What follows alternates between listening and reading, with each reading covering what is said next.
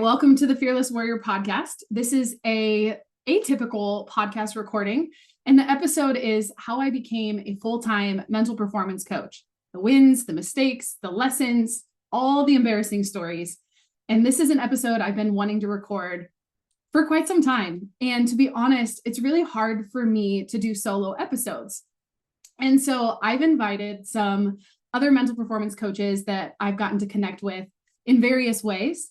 And I just never want to sugarcoat my journey. I get a lot of questions in the DMs and people that I connect with. And I want to share the good, the bad, the embarrassing. And as I was preparing, we have a Google Doc. I posted a question to my fellow mental performance coaches in the NPM group with Brian Kane. And I loved these questions that came up. And it really helped me to reflect on, it's easy when we arrive at a goal that we've worked so hard for and going back down memory lane and remembering when it was hard.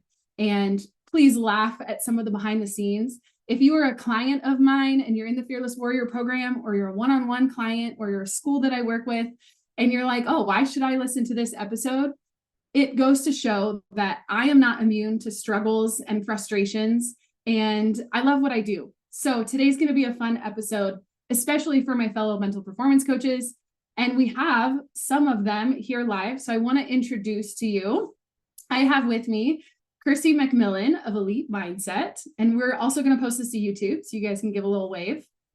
I have Jason Wesseldike of Mental Performance Mentors. He runs that with his brother. Lucinda of Peak Flow, Lucinda Snyder. And then I have Janet McCormick of Mind Over Talent. They're going to be asking me some really great questions. And so welcome, everyone. So glad that you guys are here live. It's going to be fun. Okay, so I think we decided, Kirsty, you were the first one to respond with your questions. Let's fire away. Let's do it. Yeah. Oh, Amanda, I'm so happy you're doing this. This is awesome. So my big question is, I work full-time at a hospital and I'm slowly building my mental performance business, and my goal is to retire from the hospital and switch over. So my big question for you is, how did you know that you could do it full time and count on the income and count that the business is there? I love this question, first and foremost, because I think that there's a lot of myths out there where, as mental performance coaches, have you guys heard of burn the boats, burn the ships, right? And I think as much as that's tempting, I don't post about this on my social media. So I'd love to share and take you guys all the way back to 2017.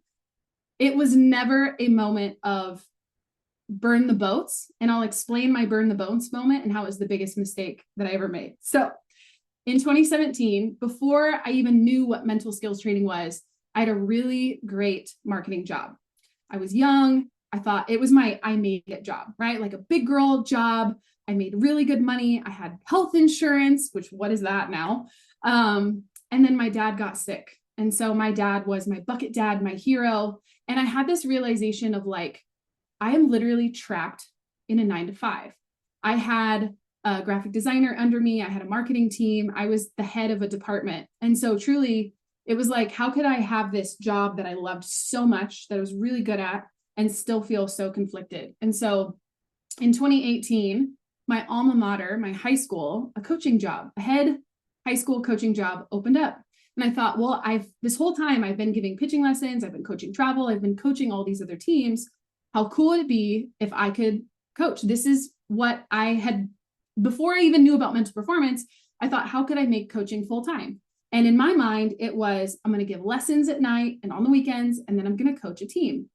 I went to my boss and I said, hey, this job position is open. I know if I apply for it, I have a high confidence that I'm going to get it.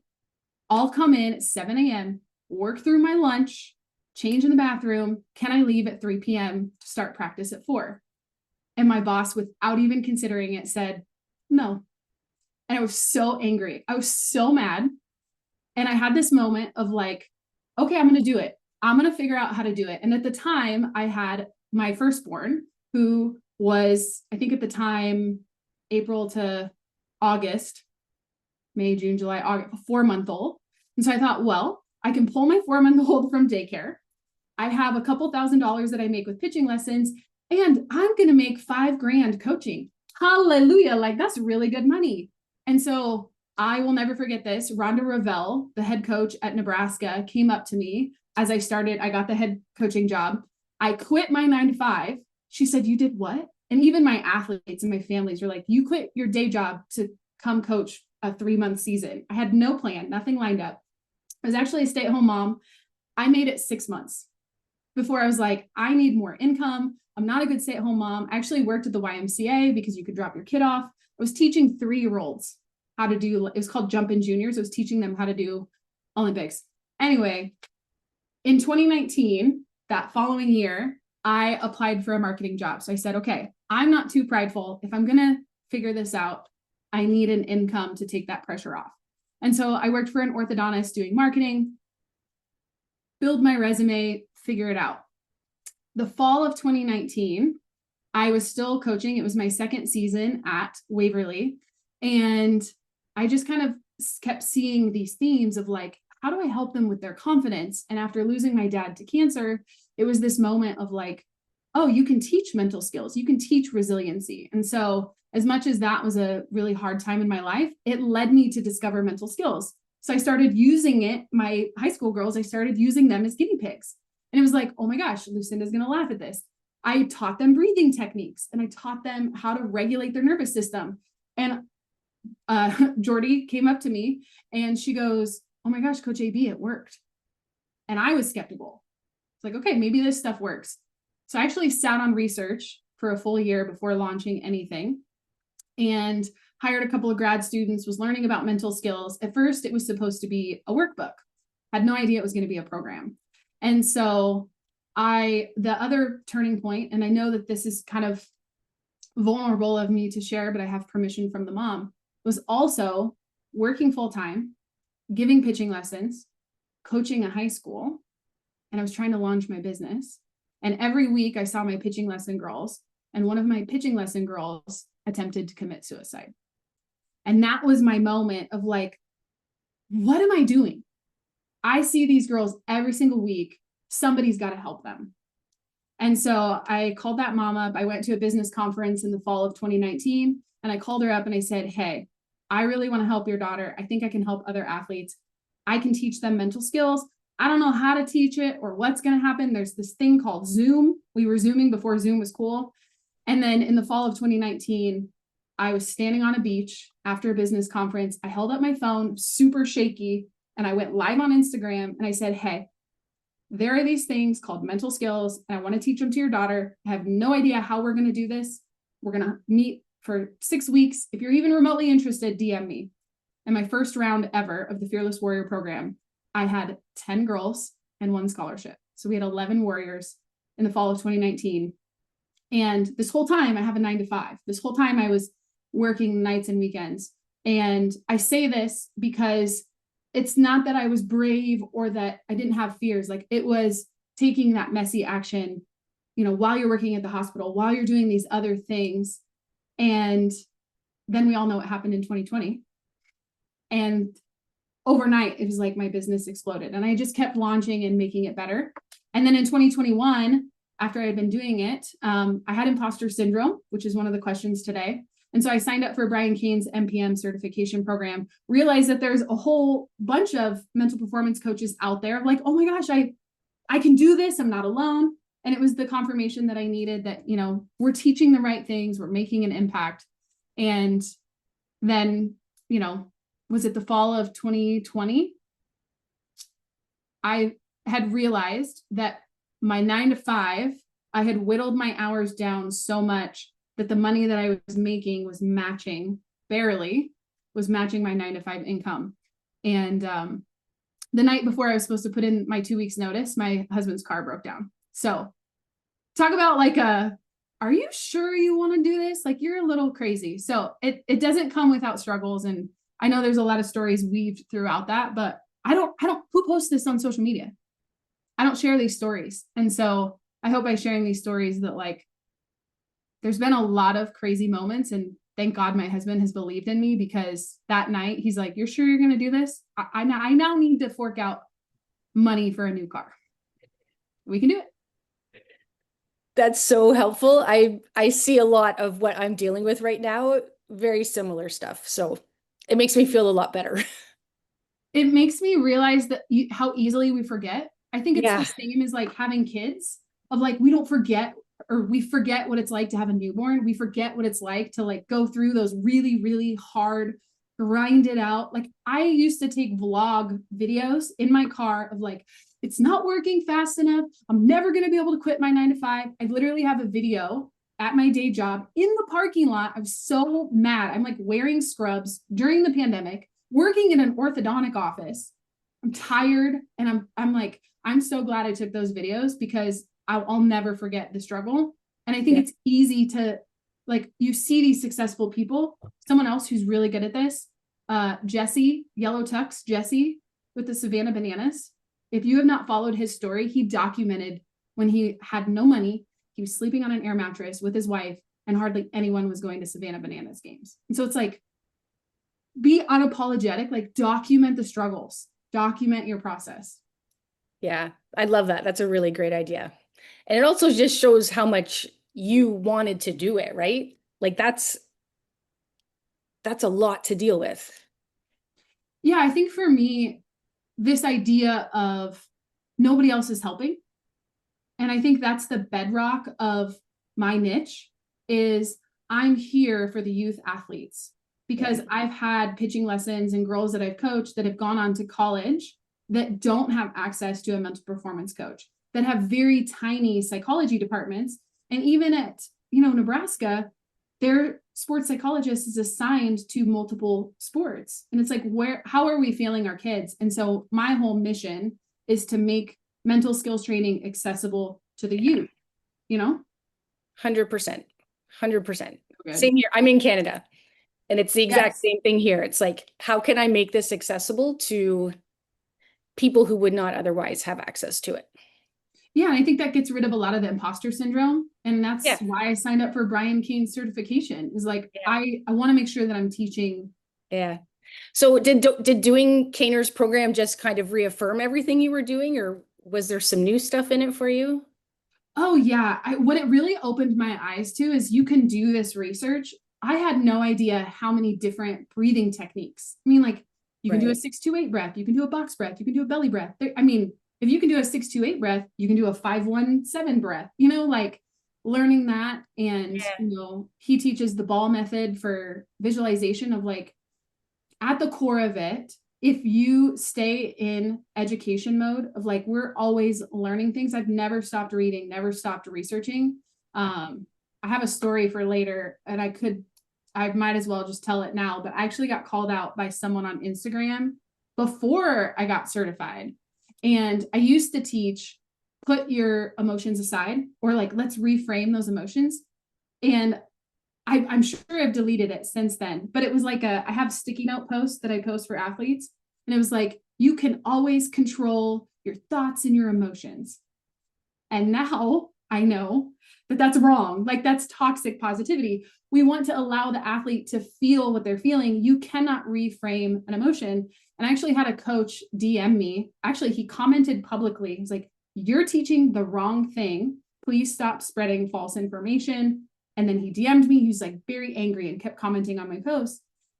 And while I don't agree with his approach, I was receptive to it. Like, okay, then please educate me because you know something that I don't.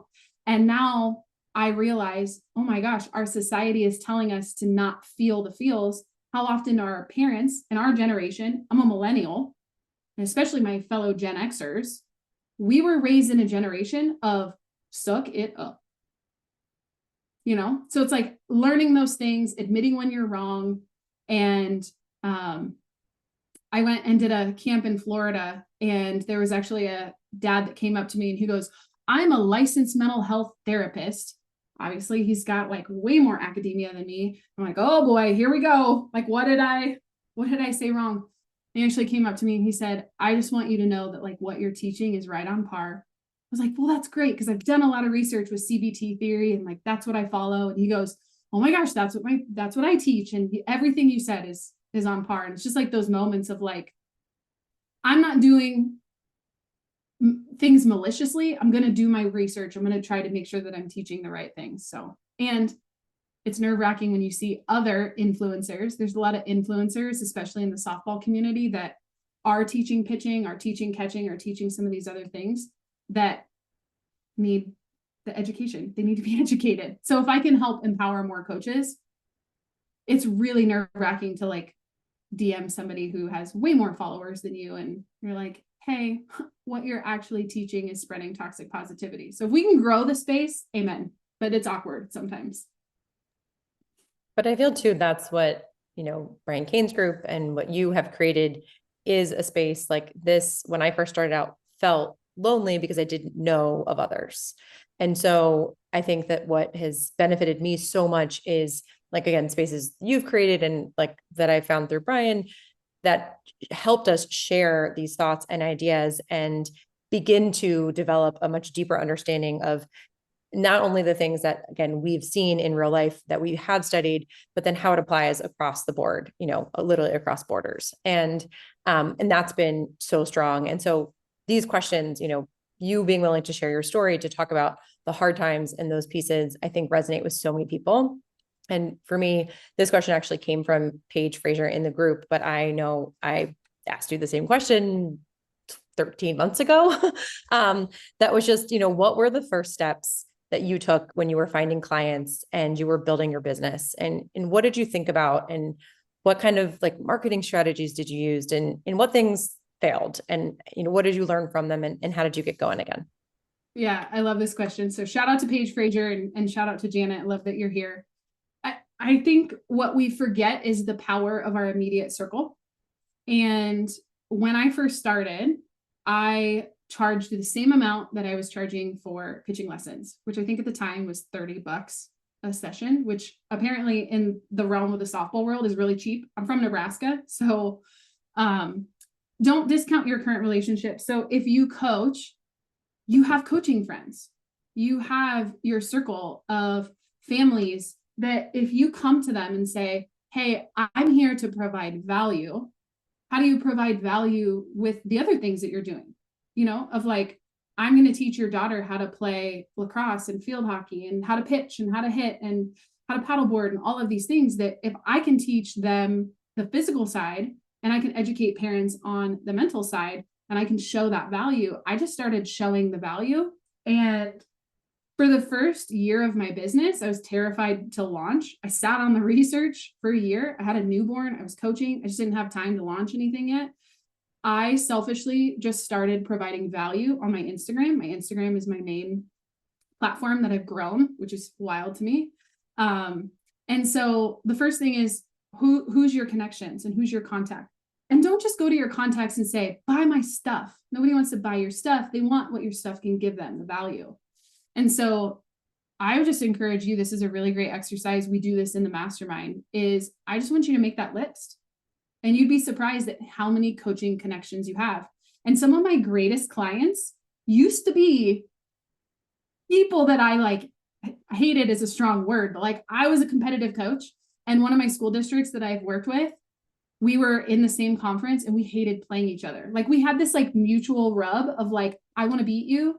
And now I talk with Jen and she's like, oh, this is so crazy. Now you're working with my team and helping us to win. So don't discount that. And then, social media, I think the biggest thing is 80% serving, 20% selling. So if you're just on your Instagram constantly selling, people can feel that energy. And especially nowadays, people are coming to social media to be entertained, not told to. So I did that probably for a whole year. And I think that's why I got the Waverly job, because at the time, when I applied for the head coaching job, I had 6,000 followers on Instagram, and the girls thought that was the coolest thing of like, oh my gosh, she's Instagram famous. So think about it from your client's perspective. There has to be a piece of authority there of like, if you're not posting anything on social media or you don't have your website, why would a parent trust you? And so there has to be an element of like, show up. It doesn't have to be perfect. And long gone are the days of the grid. I used to be very like meticulous about white post, black post, I had like this beautiful black and white grid on my Instagram. It's like, it's not aesthetic. Gen Z doesn't care. They don't care about your aesthetic. They just care that you care, or you care. And then the other note that I had on this, and we're working from a Google Doc, which I'm so thankful for, is when I was giving pitching lessons, I had a pool of families that I had already created that know, like, and trust. And I had been doing that already for 7 years. And so there is this trust factor of like, okay, if you have another friend that's a coach that's giving lessons, how can you leverage that relationship to build more trust? Of like, I've offered workshops for other friends, like, hey, I want to come speak to your parents at no charge. I want to educate them, and then we can make that offer. So that's kind of what I did for the first 2 years of my business. And then we'll talk about this, but I actually did not take my first one-to-one client until 3 years in. It like didn't even dawn on me that that could be a thing. And now it's like 30% of my revenue. So that's kind of like how I started. The first 3 years of my business was literally just the Fearless Warrior program. 12 weeks, get a group, get a group, get a group, get a group. We switched it to Evergreen, so I don't know how many times, 24. We've launched the program 24 times, which is pretty cool. We're just bouncing all over. I think this is a beautiful follow-up question to Janet. And I think, you know, when you're first in it and you're by yourself, it is lonely. I mean, I think I found you on Instagram and I was like, I want to be her friend. How can I like get in that space? Right. And finally had like the courage to connect. And it was out of this, like, this is hard and I'm on this island by myself. And you sharing this even today is it's just such a good reminder for me from where I am. I'm like, oh, I can't wait for our one-on-one call. What was the hardest part, like, of building your business, right? Because it comes in seasons and phases, and sometimes when you're in it, you're like, this is the hardest thing ever. And then you look back and you're like, oh, that actually wasn't so bad. So if you had to like capture it into one thing. So this applies to today just as much as it applies back then. Full disclosure, I have a team. And, you know, you guys in the mastermind, you know that that's like the next phase of like, once you scale past 6 figures or multiple 6 figures, at some point you got to hire a team. And so I will never kind of like say that I do it all. I don't. I have a team of 3, and then I also have 3 assistant coaches that take calls. So I would say the hardest part is letting go and like delegating, because I think back to working a 9 to 5. The weirdest thing is like, I remember this before we even got married. The priest was like, you're doing lessons, you're coaching a high school, you're coaching a travel team, and you're working a 9 to 5, and you're about to get married and have kids. Like, we literally put sheets of paper on the coffee table, and my husband and I were like sliding things around of like, well, you love this too much and you love this too much. So what are you going to take off? And like, even today, if you would have told me that I wouldn't really be giving pitching lessons anymore, I am down to probably 8 families that I give lessons to, and they're all in high school. And in the fall, that it's season right now. And so if you would have told me that 6 years ago, you would not be giving pitching lessons and you wouldn't be coaching a team, I would have laughed at you. And I think I was so tightly gripped into like, in order to be a good coach, I have to coach all these things. And it wasn't an overnight success. And it was just like a gradual progression of like, I'm just going to keep doing this thing. There was a moment where my husband was going to like throw the computer out the apartment window, where I think it was team 2 or team 3, literally 30 minutes before I was supposed to hop on live, I'm typing out the document worksheet that I'm supposed to give to them. Do I recommend that strategy? No, but because I had said I'm going to provide worksheets, I like built it in real time, and my husband's like helping me format it. He's like, why didn't you do this before? But once that cohort was done, team 3, I think, it was like, well, now the worksheets are built. So for team 4, now we just reuse these worksheets.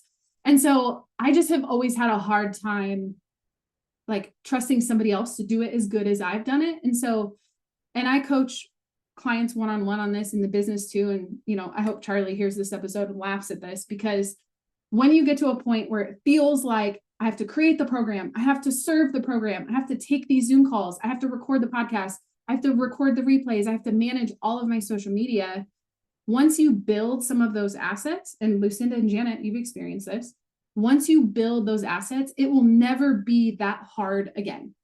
So for example, one of the things that I wanted to share is I have a funnel set up where I've had so many people DM me asking for a coaching call, and I'm talking about athletes, that now if somebody lands on my social media, they can go to my link in bio, they can click, I want a one-on-one session with Coach AB. It takes them to a checkout, and then it auto sends them my calendar. They book their session with me, and then the parent can put the athlete's name, their cell phone number, whether or not they want to be on Zoom or FaceTime, and then what they want to talk about in the session. In the last 48 hours, I've had 3 of those book without me lifting a finger, just from social media. And part of that is I had to let go of the idea that I had to be the one selling them, that I had to be in the DMs. Once you let go of that and you create those automations, those funnels, or you delegate it to somebody on your team, like what are those things that you could delegate? So for example, social media was very hard for me to delegate because I love the picture. I love creating the yellow sticky notes. If you're on my Instagram, you've seen my yellow sticky notes. I don't want those yellow sticky notes to be in somebody else's handwriting. That's weird. Who's the, Lucinda, who's the Colorado coach? Coach Prime? Yes, Coach Prime. Yeah. Remember when Coach Prime retweeted? Yeah. Yeah. I'm like, that's my thumb. That's my thumb on the sticky note that he put. Like, obviously that's not Coach Prime's thumb. And so the reason I tell this story is like, if you can figure out, like, I'm going to batch and make 3 to 4 yellow sticky note posts, and then I'm going to text those pictures to my social media coordinator, and then she's going to write a caption, and then I'm going to approve it. I don't hardly touch any of the scheduling of my social media, but I batch it. So it's like, how can you ask these questions of like, how can I remove me as the cog to scale my time and to scale my business? Funnels have been amazing for me. Processes have been amazing for me, and team have been amazing for me. And so again, like, this wasn't an overnight thing. I started with a couple of contract employees, probably in 2020 and 2021. And then just last year, I now run payroll. So like in the eyes of a government, like I'm a little bit more legit than I have been in the last years. Am I doing everything perfectly? No, but the back end's legit. So that didn't happen in year 1.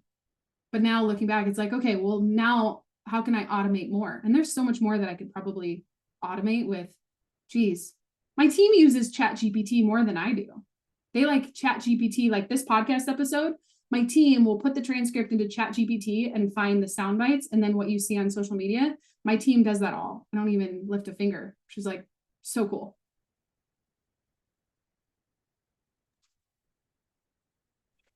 Hey, Amanda, I was just going to ask you, I know you kind of answered this a little bit. I know you were in the softball community and everything, and so that made sense for you to go ahead and really focus on those players and those teams.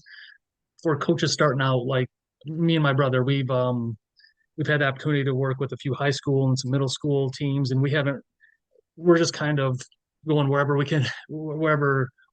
can go and practice, basically. But what are your thoughts on focusing on, like, do you focus on a certain sport, a certain age group? What are your thoughts in terms of where we should focus? Yeah, I think my message on that is like, well, go where you naturally feel comfortable. I was not a multi-sport athlete. I sucked at all the other sports, really, honestly. I liked softball the best. So I just naturally felt comfortable with softball. And so, if you're comfortable speaking to specific sports, like, for example, what would you say your top 3 sports would be? Baseball for sure, would be top without question. And then I never would have thought this, but my kids have all been into running.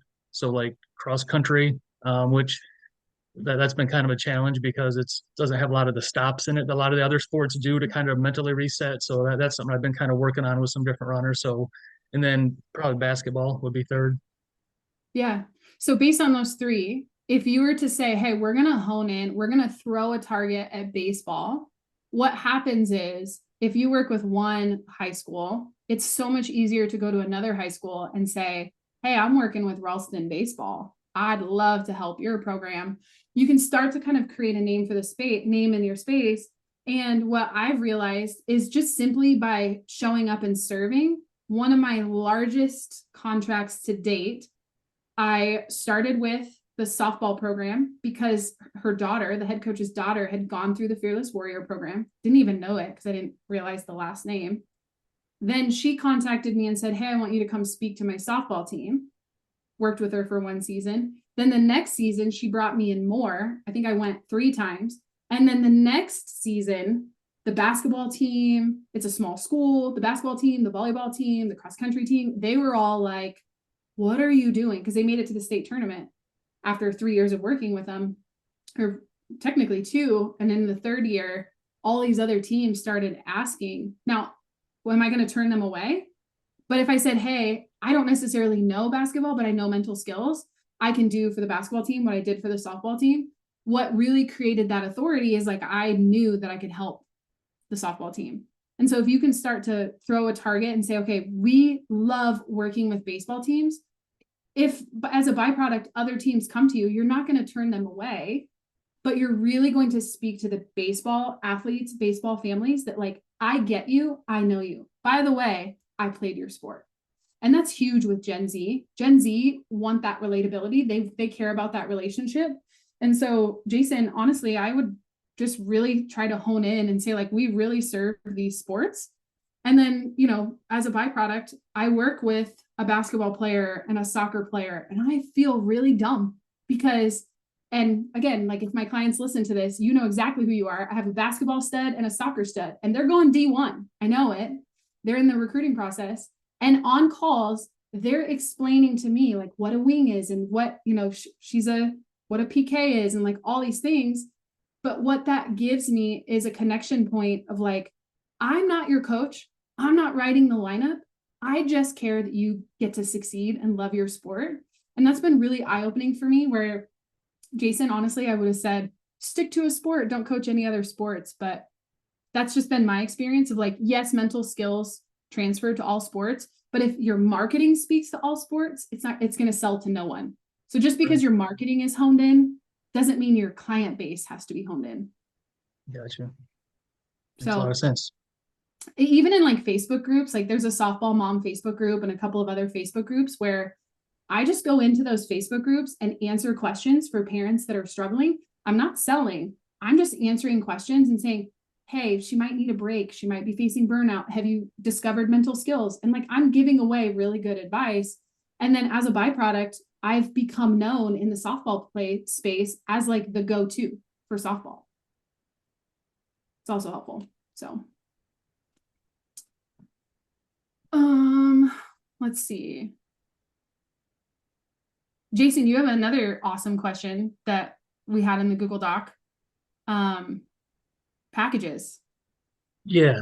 Can you just go into a little bit of that? Like obviously pricing, I think you mentioned my brother and I are kind of starting this business together. And I mean, that's something we've kind of struggled with. Like, first of all, how much do you charge? But then what kind of packages did you offer? Like, so I know some coaches that I listen to or say, hey, you should 3 months minimum or 6 months minimum or this or that. Just what are your thoughts on that? I have literally sliced an onion 27 times. Like I've made mistakes. You want me to start with the mistakes first, or you want me to start with the good first? Let's go with the mistakes.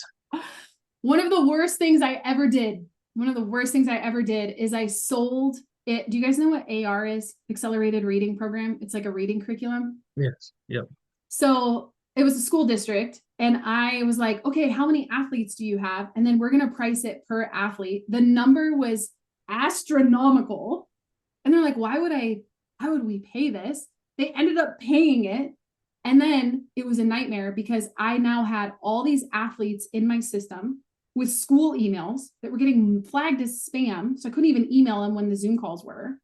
And then we had kids transfer into the school district. We had kids quit their sport. We had new kids. And then it was like, oh, well, I'm a multi-sport athlete. So do I have to pay 3 times? It was just crazy messy. I would not recommend having orgs pay individually. On the other hand, the orgs that I have worked with, the simpler, the better. So if you said, hey, I want to work with your team, one of the best things, and again, like I'm telling it all because I want you guys to know this. People pay me thousands of dollars to coach them on how to build this, but this is going to give you a great starting point. The best thing I ever did was charge for a team workshop. So one team workshop with me is $500. Now, if it's in person, it might be more expensive because I'm traveling, but the benefit of an in-person is that I'm going to stay for practice. I'm going to stay after and talk to the coach. I'm going to come early. And so a lot of my contracts now is the coach then gets to decide, oh man, like we don't have the budget. We can only afford to bring her in once or twice.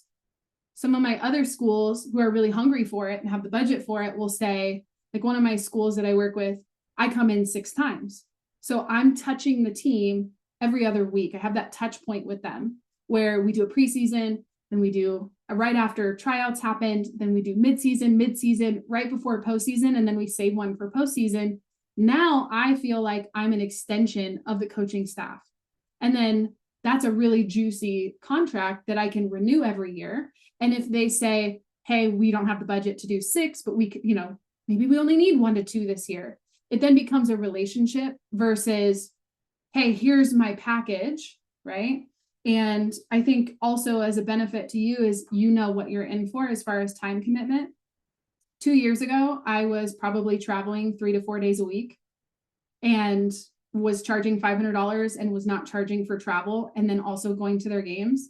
And my husband looked at me and he goes, what's the difference of you coaching a high school team? Because you're gone 4 nights a week and then you're watching games on the weekend. I had worked myself back into being a full-time coach. And so I think really showing the value of, hey, if you can't afford in person, let's talk about virtual and having that price point, but the simpler, the better. And I teach this in the mastermind.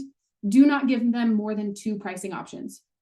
Because when you start adding a 3rd pricing option or 4 or 5, a confused buyer will never purchase. So honestly, my best advice is, what does it cost for you to work with a team? How long do you want to work with them? Typically it's an hour, maybe 45 minutes. Make that your package and then stand in your authority and say, anything less than 45 minutes is probably not going to be enough. Anything longer, we don't hold their attention span. This is what it costs to bring me in. Now you get to decide and ask them a question. Hey, how many times do you want to bring me in? And then you're not fighting budgets. Does that make sense? Yeah. And so at what point did you feel comfortable raising your prices and not scaring people away? Well, so I didn't actually start working with teams again, for the first 1.5 years of my business, the only thing I sold was the Fearless Warrior program.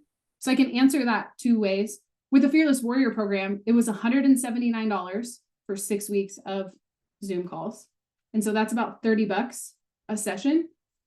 I felt comfortable doing that. But then once I started adding the worksheets, the portal, the extra resources, at one point we had a team group text.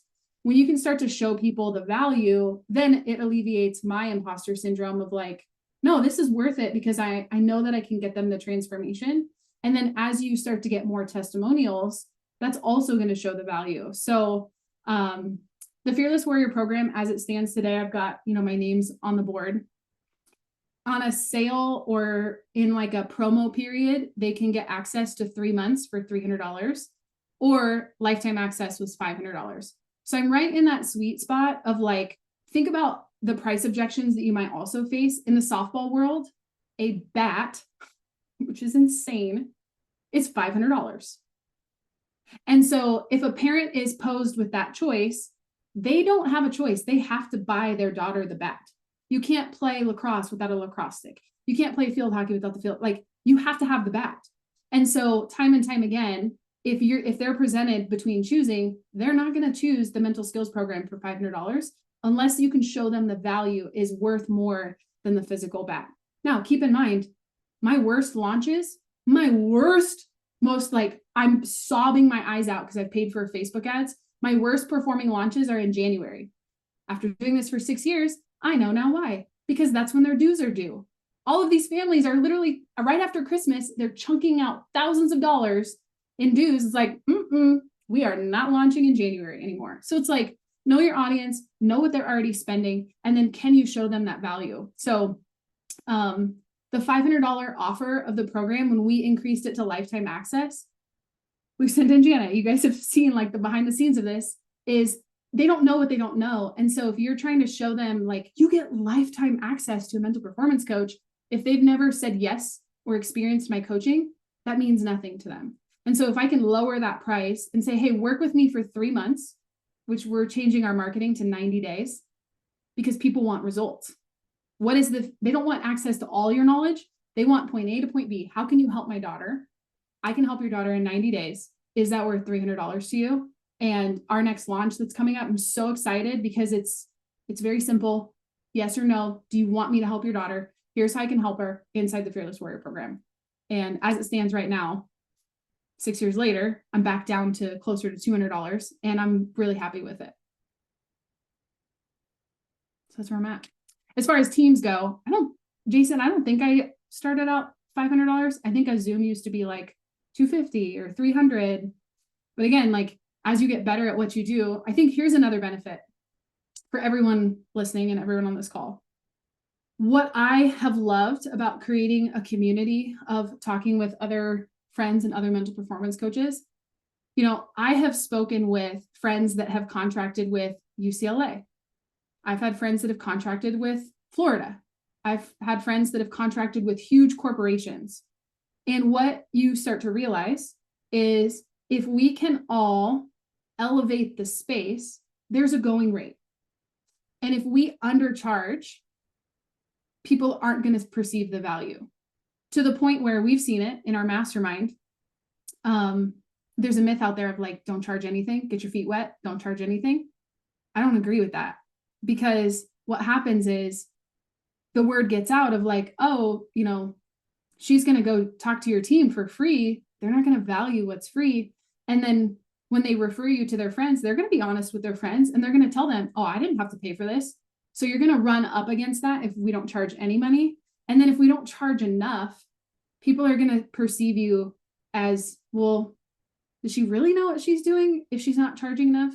And we think about the alternative. A lot of my clients, especially those that have faced the yips, their alternative is to find a clinical counselor in an office setting that they're going to submit to insurance that is very easily going to charge $200 to $300 for a session.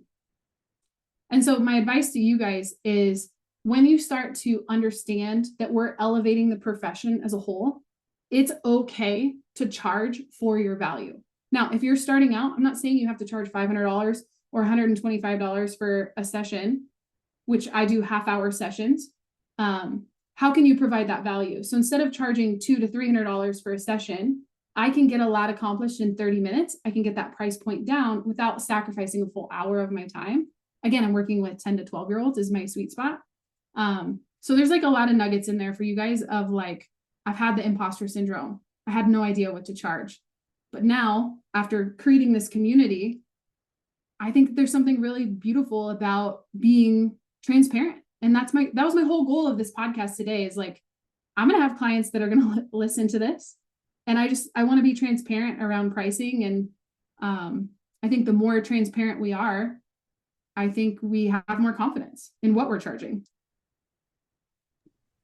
I think you're not only being transparent, but you're just being authentic and telling your story the way it is, which is great. It's what we all want to hear about. Yeah, Yeah, for sure. Thank you. Okay, I'm looking at the Google Doc. This is a little bit longer than I intended. Do you guys have any like closing questions? I feel like Jason's question is like, that would be a great one to end on. What do we think?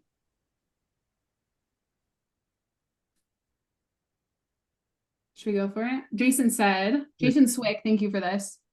I loved reflecting on this. I think this will change a lot of perspectives. He said, here's a topic suggestion I think is relative for most, no matter their season of business. Challenging imposter syndrome. Every time one levels up, there are feelings of, do I have what it takes at this level? Then doubt starts to rear its ugly head, but speaking truth into the value one brings to the table is much needed. And so, Jason, thank you so much for asking this question. I tell this story to everyone I can, and it's a great one to end on. And it's the lifeguard analogy. A business mentor of mine that literally was standing on a beach, not when he said this, but during that event, he said, if you're walking along a beach and somebody is crashing in the waves and they're drowning, you don't look around on the beach and say, who am I to save them? I'm not a lifeguard. you would get in. And I think about all the athletes that I don't care about softball. I don't care about your sport. I care about you. And every time imposter syndrome creeps in, I know that I have saved lives. I've had athletes in tears on calls where we've set the sport aside and we've had life-changing conversations. And, you know, to me, that's why I do what I do. And so anytime you get an imposter thought that creeps in, like, your people need you. Your people need you. Supposed to be like a light ending. That felt kind of heavy, but thank you guys for being here. And do you guys have any closing thoughts or takeaways from today's conversation?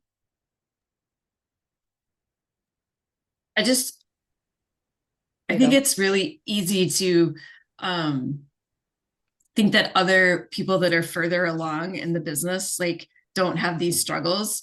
It's the same thing that, like, when you ask athletes and they're like, I thought I was the only one. And so it's just refreshing to hear, even though I know some of these stories, like, to hear them again and be like, yeah, she's been in it, which makes me trust you more with my vulnerabilities, my business, my learning and growing, because you have been in it. And it's just, I just appreciate your transparency and authenticity, because we all have these struggles if we're working in this space, no matter how big or what an impact you have, or how many followers or teams or whatever. So I just really appreciate that. It's a good reminder. Yeah. And you don't have to have a lot of followers to make a lot of money. I just want to like debunk that myth too. The other thing I wanted to add in wrapping is just how important like a mentor and a buddy and a colleague and like a friend in this process really is, like, for us. And just, hearing Lucinda say like, oh, I wanted to be her friend, blah, blah, like, same, like, and whether that was, because of the way maybe you showed up in the Facebook group is where I think I first like saw you serve others, and or then on Instagram, like, just, as Christy said, like, being yourself and authentic. And though it felt like at first for me, like before I reached out, like, oh, would someone view me as a competitor? Like, should I not ask these questions because I shouldn't be, they're not going to want to share with me. They're not going to help me, because what if I took away? And that's the wrong mindset. And it was, certainly not what I have come up against every time I've like been brave enough to ask, because I did a reel about this. Like, it's not a slice of pizza, like, and it's not gone. Right. And it's shared, and it's wealth, and it's not scarcity. And so, I just have appreciated that so much of, your mentorship, but then also like meeting others and theirs, and the way that we help one another and share across sports and across experiences, because there's so much value, whether that's your very first client or very first team, or you've been doing this for years. And so hearing these things again, for many of them and some new, like, have just, as Lucinda said, like, reaffirmed so many pieces. But, the one thing that, if hearing this is helpful to you, the person listening, as a mental performance coach, like, find more people to talk to, because every conversation will be just as rich. Amen. I was going to add, we haven't talked about it recently, but the mastermind has 3 core values. It's literally collaboration over competition, impact over income, and radical transparency. Like, that is what I craved that I wasn't getting in other things. And like, selfishly, I've loved this because we're all mental performance coaches. And so it's like, I've paid for insane masterminds where like people are like pet photographers or like nutritionists and all these things. And like, it's just a fresher breath air of like, a rising tide lifts all boats. And like, I'm so thankful for you guys. And some of you I just connected with today. So let's do this. I'm so pumped. Amazing. Okay. It's the top of the hour. So we're going to post this on YouTube. I have a call to action for you guys. I would be a bad business coach and mental performance coach if I didn't teach you something else, is that when you provide value, there's also something really important that if you see the value in this, my call to action for you is like reach out, DM me. And I do this also for a living, and I help other mental performance coaches do what I do. And I've invested in masterminds, and selfishly, I wanted to create a mental performance coach mastermind. And so if you love this episode, I would love to hear your feedback. We are opening spots. We are in our 4th cohort of the mastermind. And so it's kind of invite only. We've kind of just done a group of coaches. We cap it very small, and we have some spots opening. So if this resonated with you at all, send me a DM. Even if you're not interested in coaching right now, like whatever questions come up for you, we can do more of these episodes. I can point you to some resources. But yeah, I liked what Janet said of like, it's important to invest back in your craft, whether that's learning more with Brian Kane or with a peer group or a paid mastermind, whatever that is. There's so much that we can do to elevate the space. That's a wrap. Thanks, guys. Thank you so much. That was awesome. Thank you. So,